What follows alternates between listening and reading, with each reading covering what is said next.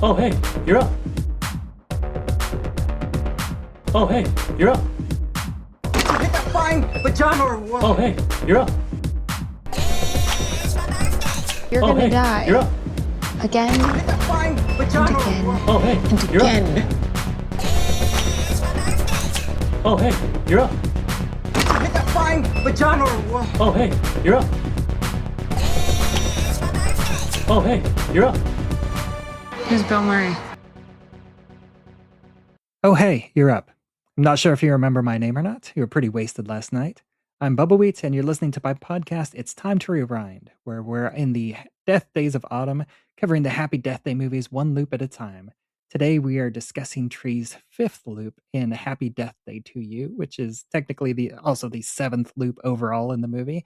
That starts in at 47 minutes and 47 seconds, with Tree struggling with complicated failed formulas, and ends at 48 minutes even, with Tree diving headfirst into a wood chipper. And joining me once again is my guest, Brandy, aka the Terrorific Lady. How are you doing today? I'm doing great, and third time is the charm because what a part of a loop we're talking about today. Yes, this is the shortest one in this movie. It's only 13 seconds, but I also think it's a lot of fun. It's very cartoony again, like I've kind of been complaining about. It's like it's a good and a bad thing at the same time for me. I love it and hate it in kind of equal measure, just being so cartoony. Uh, but yeah, we kind of let's just go ahead and jump right into it. We start off with the equations on the whiteboards and the spinning sequence failure, and then we get a close up of this giant industrial wood chipper that says Biff's tree removal, complete tree care. So I did you catch this at all the first time? yes, I did because they were talking about Back to the Future 2, or Mm. Back to the Future and Back to the Future 2 earlier in the movie. So it's just like seeing Biff's tree removal is like, oh, that's pretty much an homage to the villain in those movies. Yeah, Biff Tannen. Yep. And I think it's also kind of a double uh, movie reference because not only is it Biff's tree removal, but you also have the classic wood chipper scene in Fargo. Yeah. Oh my gosh, it's been such a long time since I've seen Fargo, but that scene is burned into my mind. Lord. Which I think it's interesting. I think I need to watch that movie again. I've only seen it once, and I did watch it for a podcast. One of my earlier podcasts, film wise, and whenever I watched it, I feel like that wood chipper scene had been built up in in pop culture. It's like the one thing that I knew about Fargo was the wood chipper scene. It just those three words, the wood chipper scene. And so whenever I saw it, I was kind of let down a little bit. I was like, "That's it?" I thought it was gonna be something much bigger than that. Um, and I do think that this one is a bit more, you know, a little bit more graphic, but it's much more comedic. Uh, Yeah, it reminds me along the lines of the wood chipper scene in Tucker and Dale versus Evil. That's the vibe that I got from this whole like wood chipper scene in Happy Death Day to you. It's just like I immediately Fargo didn't come to my mind. I thought of Tucker and Dale versus Evil, so just like that kind of that little like reminder to just had me just laughing my butt off. I don't know if it was intentional or not, or if they're even thinking about Tucker and Dale versus Evil, but that's the connection that I had. That's my wood chipper like scene connection.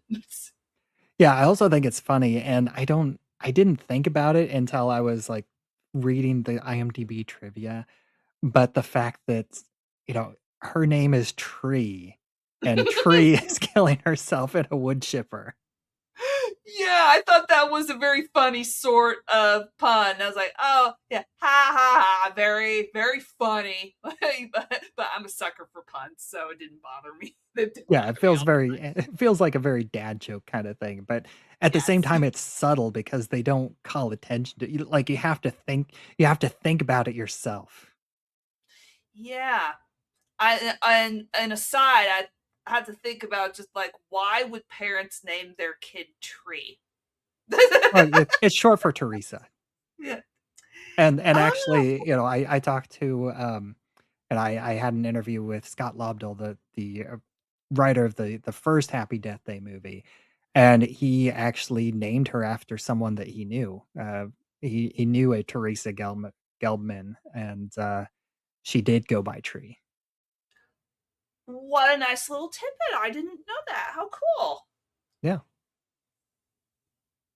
And, I know you mentioned the song, in the first loop of this montage, and, I kind of, have my notes here in this loop since, again, this is the shortest loop, so there's not a ton to talk about, so I figured this would be, a good time to talk a little bit more about this song, which is "Hard Times" by Paramore, which I was a fan of Paramore when I first heard them, I c what was their now I can't remember the name of their first big hit, but, like, they had, like, 2 or 3 hits, in, I think, late '90s, early 2000s, somewhere in that era, but they were much more like pop punk or pop rock than this song is, like, I don't think I would have ever gotten to Paramore just from hearing this song. And I looked it up and it's like, "Oh, this is Paramore." I did not realize it because I it feels and I guess they were going for like an '80s new wave style to it, and I did think that it felt like an '80s song to me. Yeah, it felt like an 80s song to me too, which as I mentioned in one of the earlier loops that we talked about, that montages are very 80s, so choosing a song that fit that kind of vibe just be it made sense. Yeah, and their Paramore's music video is also very '80s as well. They kinda lean into the '80s and '90s fashion and, like, the kind of, and they have, like, an animated, like, a scribble design that's a little bit, "Take on Me" by a and a little bit like, the designs in paper, uh, paper plates that you would get in the '90s. Just that cyan. Yeah, yeah. I have a shirt with a skull on it that has that exact just kind of same pattern that you're talking about. That was cyan was, for those who don't know, it was the color of the 90s. Like the color. You saw it on jackets, you saw you saw it on shirts. It was everywhere. You could not escape it. Yeah, and I also feel like her Tree's outfit in this scene is also very '80s. She's wearing this bright red tracksuit and this red, white, and blue. I think it's Adidas because it's got like the 3 white stripes on the arm, on the sleeves and the legs, and she has the red, white, and blue headband. And then, they do kind of modern it up a little bit because it's just the jacket is open and she's just wearing a white sports bra underneath. Yeah, I don't know why I immediately thought of Forrest Gump whenever I saw I saw that outfit, but he wore like similar kind of like jogging suits like that, and that's what I immediately clocked just like when I saw that. It was like a combination of Forrest Gump, and then I think, oh god, it's been such a long time since I've seen the first Back to the Future, but I think a character in that also wore a similar kind of jogging suit thing. I bet it's, Future Biff if I had to guess. Okay, yeah, yeah. I think that's what I'm thinking of.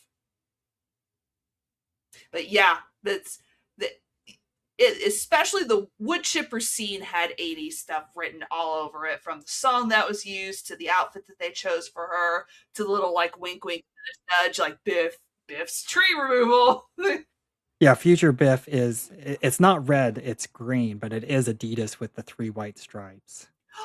Okay, yes. Like I love being like, whoo, I was sort of right. Like I hate being like, oh wow, I was freaking remembering that wrong. Jeez. Yeah, so it's like again, it's kinda, doubling down on the Back to the Future 2 references. Yeah.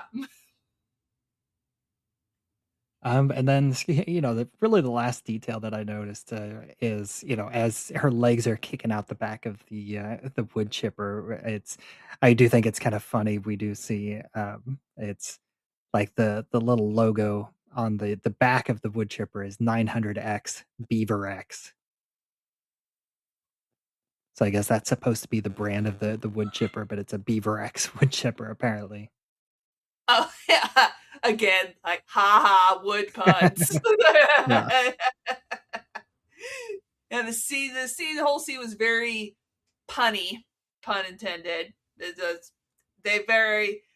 It was also very in your face, like with the references, but it was fun enough to where I could forgive it.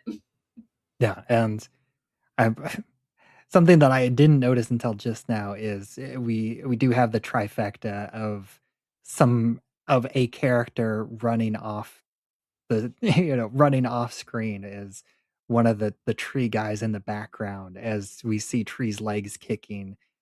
At the very end, he runs off screen to the right. Tree. You're just making everybody just run away from you. It's just like you're traumatizing all these people for life. And then that is that is this loop. It's a short 13 seconds long. I think we talked a lot longer than we probably needed to about it. But do you have anything else to say about this loop? Oh, oh boy. Is like, well, a lot happens in those 13 seconds. Like when you mentioned 13 seconds, it's like, geez, it was only 13 seconds. And you may be listening, like out there thinking, oh, it's only 13 seconds, but a lot happens in that short amount of time. Yes. But once again, thank you for joining me for this entire montage and bringing you back one more week to finish this out. But once again, why don't you take a moment and let people know where else you can be found online? All right, you can find me on Instagram and Threads at Terrific Lady, and you can find me on YouTube. Search The Terrific Lady or search Retro Horror School. Both paths lead to the same destination. And as always, you can find me. I am Bubbawheat on all social media, especially the best place to find me is on Threads. I also have a Facebook group. It's Time to Rewind, a time loop group, and you can join that to discuss episodes as they come out, as well as have anything related to time loops is all welcome there. And so, until next time.